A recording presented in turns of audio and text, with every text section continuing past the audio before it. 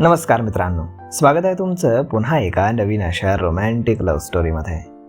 तर मग चला सुरुवात करूयात आजच्या भागाला. हुकूम, रस्ता सोडा, ती भीतीनं आजूबाजूला पाहत बोलली. माझं बोलून झाल्यावर सोडेन, तो तिच्या जवळ येत बोलला. मला तुमच्याशी बोलायचं नाही, ती एक पाऊल मागे जात बोलली. बोलू नकोस, ऐक, तो तिच्या जवळ जात अगदी हळुवारपणे बोलला. मला तुमचं काही ऐकायचं सुद्धा नाही, ती पुन्हा एक पाऊल मागे जात बोलली. शुभांगी, तो आता तिला आर्जवा करत बोलला. तिनं नजर वर करून त्याच्याकडे पाहिलं. प्लीज, तो तिच्या डोळ्यामध्ये पाहत प्रेमानं म्हणाला. तरीही तिने नाही मध्ये मान डोलावली आणि पुन्हा मागे झाली, पण यावेळी मागे ती भिंतीला जाऊन टेकली. आय एम सॉरी, तो गालात हसत म्हणाला आणि तिच्या दोन्ही बाजूंनी भिंतीवरती हात ठेवले, ज्यामुळे ती बंदिस्त झाली. कशासाठी? मी तुला उगाच ओरडलो. ॲक्च्युली माझा गैरसमज झाला होता. अच्छा, मग आता तो दूर झाला का? ती डोळे बारीक करून काहीशा रागानं त्याच्याकडे पाहत बोलली. हो, म्हणून तर तुला सॉरी म्हणतोय ना, नाहीतर मी कुणालाही सॉरी म्हणत नाही, तो खट्याळपणे हसत बोलला. ओह, कशामुळे दूर झाला गैरसमज? ती भुवया उंचावून बोलली. झाला, हे तुझ्यासाठी महत्वाचं नाही का? नाही, मलाही समजायला हवं ना, ती गाल फुगवून बोलली. जाऊ दे ना तो विषय. तिचे ते फुगलेले गाल पाहून ती खूप क्यूट दिसत होती. कसा जाऊ देऊ? किती बोलले तुम्ही मला, किती ओरडलात, किती वाईट वाटलं मला. ती एखाद्या लहान मुलीसारखी त्याची तक्रार त्याच्याकडेच करत होती आणि तो तिची ती बडबड आणि ते बोलताना देत असलेले क्यूट एक्सप्रेशन्स तो एन्जॉय करत होता. आणि ती मात्र चेन्नई एक्सप्रेस सारखं फक्त बोलतच जात होती. किती सांगायचा प्रयत्न केला मी की तुमचा काहीतरी गैरसमज होतोय. आरंभचं लक्ष तिच्या होणाऱ्या ओठांच्या हालचालीकडे गेलं. मधाळ रसाळ स्ट्रॉबेरी सारखे तिचे ओठ त्याला अगदी चाखण्याचा मोह आवरत नव्हता. पण तुम्ही तर अजिबात माझं काही ऐकूनच घेत नव्हतात. काय म्हणालात तुम्ही? Get out. ठीक आहे, गेट आउट तर गेट आउट. आता मी तुमच्या समोर येणार नाही आणि आले तरी घुंगट ओढून असेन. समजता काय तुम्ही स्वतःला? ती पुढे बोलतच होती की आरंभने तिच्यावरती झुकत एकदम तिच्या जवळ जात तिच्या ओठांवरती आपले ओठ टेकवले आणि विजेचा झटका लागावाना तशी ती शहारली. तिचे डोळे आश्चर्याने एकदम मोठे झाले. तो तिच्या ओठांना हळुवारपणे चाखत होता आणि ती मात्र स्तब्ध उभी होती. तोंडातनं आवाज तर निघतच नव्हता. त्याला प्रतिकार करणंही तिच्याच्यानं होत नव्हतं. तिचा श्वास घशातच अडकला होता. त्या गोड भीतीनं तिच्या पोटामध्ये खड्डा पडला होता. ती श्वास घेत नाहीये हे लक्षात येताच तो तिच्यापासून दूर झाला आणि तिने एकदम श्वास सोडला आणि त्याच्या छातीवरती डोकं टेकवलं. तो गालात हसला आणि तिला मिठीमध्ये घेतलं. ती डोळे बंद करून जोर जोरात श्वास घेत होती. आय एम सॉरी, पण तू त्याचं गिफ्ट का घेतलंस? नको म्हणायचं होतं ना, तो पुन्हा हळूच बोलला. मी किती नको म्हणत होते तरी त्यांनी आग्रह केला. मला कोणाचं मन मोडता येत नाही म्हणून मी घेतल्या. पण घरी आल्यावर मी लगेच त्या बांगड्या केसरबाईंना दिल्या. सच्ची, ती त्याच्याकडे पाहत बोलली. उद्या कुणी असं रेड रोज देईल ते पण घेशील का तू? तो तिच्या डोळ्यामध्ये पाहत बोलला. कुणाकडूनही रेड रोज घ्यायला मी काही एवढी बुद्धू आहे का? ती निरागसपणे बोलली. चला, मान्य केलं की थोडी का होईना बुद्धू आहेस. तो मिश्किलपणे हसत बोलला आणि तिनं त्याला दूर ढकललं. मी बुद्धू आहे का? ती कमरेवर हात ठेवून त्याला पाहत बोलली. हो, तो हसत म्हणाला आणि तिला अजूनच राग आला. बाजूला व्हा. ती त्याचे हात बाजूला करून जातच होती की पाठीमागून त्यानं तिचा हात पकडला आणि तिला मागे ओढलं. तशी ती सरळ त्याच्या मिठीमध्ये गेली. ओके, तू खूप हुशार आहेस. मला सांग, हा जग्या कोण आहे? ती चमकून त्याच्याकडे पाहू लागली. त्या दिवशी तो तुला त्रास देत होता म्हणूनच त्या इन्स्पेक्टर अभिमन्यूनं तुझी मदत केली ना? तिनं हो मध्ये मान डोलावली. कोण आहे हा आणि तुला केव्हापासून त्रास देतोय? मी कॉलेजला जायला लागले ना तेव्हापासून, आणि म्हणूनच बापूंनी हवेलीची नोकरी सोडली. ते मला रोज सोडायला आणि घ्यायला यायचे. एक दोनदा तर बापूसा आणि त्याची बाचाबाचीही झाली होती.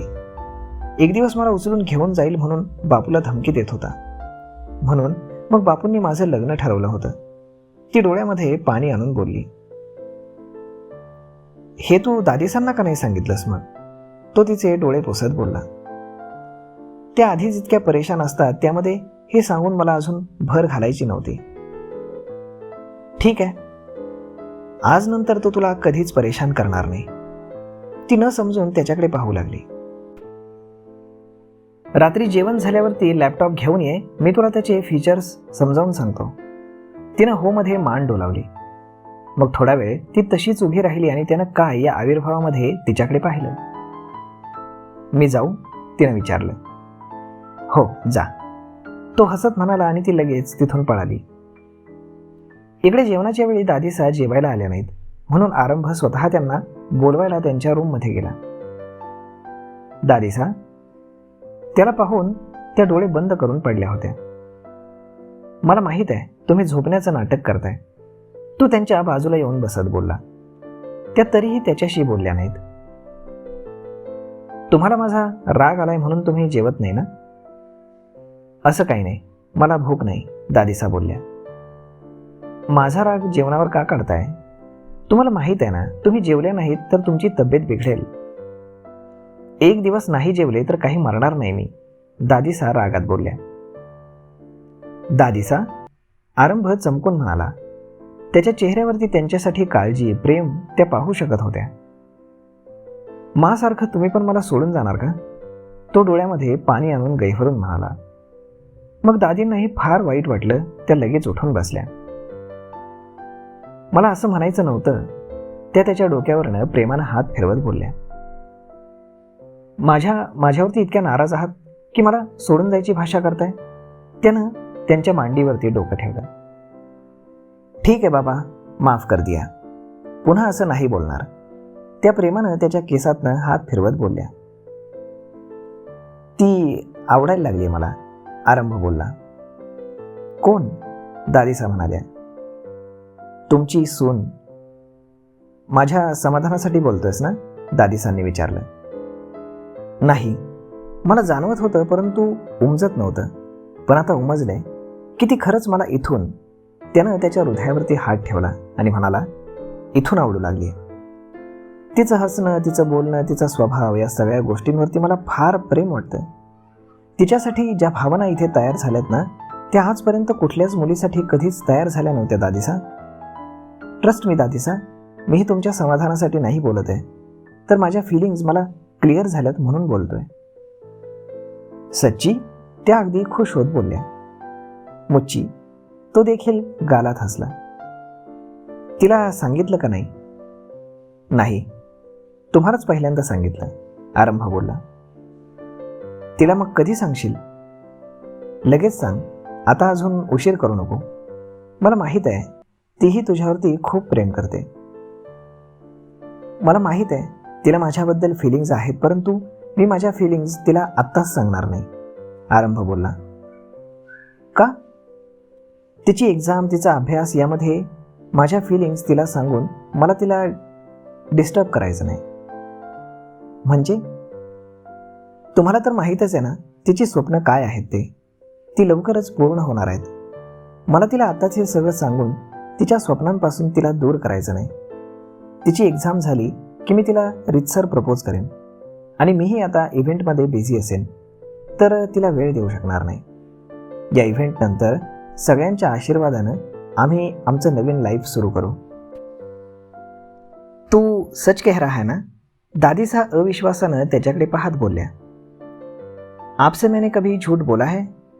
दादीसांनी मग देखील नामध्ये मान डोलावली. तो बस फिर निश्चिंत रहिए, काहीही झालं तरी मी शुभांगीला कधीच सोडणार नाही, असं म्हणत त्यानं त्यांच्या हातावरती आपले होठ टेकवले. आज मैं बहुत खुश हूं, भगवान ने मेरी सारी मन्नतें पूरी कर दी, दादीसा त्याच्या कपाळावरती आपले ओठ टेकवत बोलल्या. मग आता जेवणार ना? हां, और जी भर के मीठा भी खाऊंगी. दादीसा, तो बारीक डोळे करत त्यांच्याकडे पाहत बोलला. आज मुझे तू नहीं रोकेगा, दादीसा गाल फुगवून म्हणाल्या. ठीक है, तो हसत म्हणाला आणि मग त्याही हसल्या.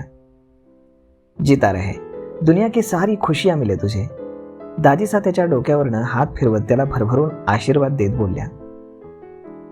शुभांगी मिळाली आता अजून काही नको. तो देखील त्यांच्या हातावरती आपले ओठ टेकवत बोलला. तर मग मित्रांनो, आता शुभांगी तर मिळाली, परंतु शुभांगीला अजून काहीच माहीत नाही. त्यामुळे तुम्हाला काय वाटतं, अजून पुढे काय होईल? अजून बरंच काही बाकी आहे. पाहूयात पुढच्या येणाऱ्या भागामध्ये. तोपर्यंत तुम्हाला ही लव्ह स्टोरी कशी वाटते हे तुम्ही आम्हाला कमेंट करून नक्कीच सांगा. आणि जर आवडत असेल तर आपल्या जवळच्या मित्रमंडळींसोबत देखील हा व्हिडिओ तुम्ही शेअर करायला विसरू नका. धन्यवाद.